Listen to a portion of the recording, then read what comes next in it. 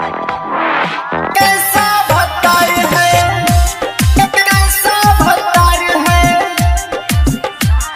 सुख नहीं देता अमर है।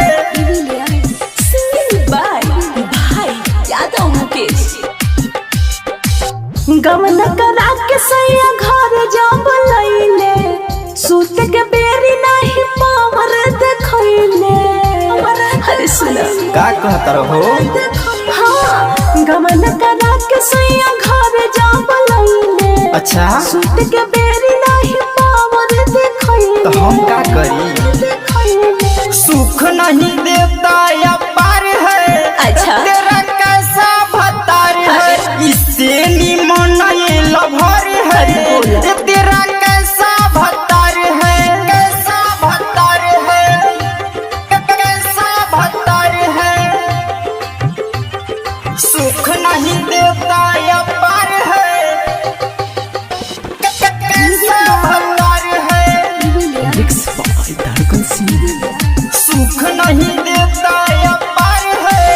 कहन के राजा कानी दिया बाबू दादा हो, कहला से लेवे के बनाही हम के मजा है।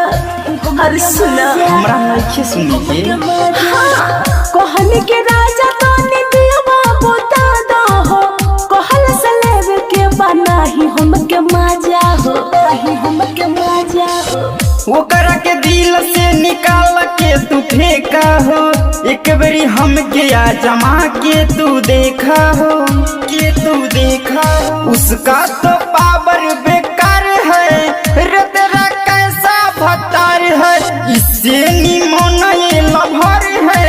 रे तेरा कैसा भत्तर है, कैसा भत्तर है, कैसा भत्तर है, सुख नहीं देता या पार है। कैसा भत्तर है, सुख नहीं देता या पार है। तड़पले बेरी बेरी छुए ना सजनवा हो, सोरह सिंगार फीका भइला रमनवा हो। अरे का बताई हो उहे बतावा हो। रमनवा हो।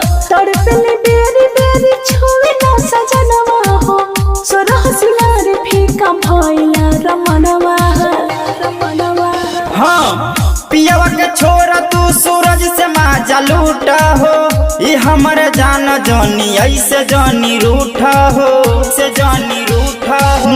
किसमें पावर हजार है, रे तेरा कैसा भत्तर है, इससे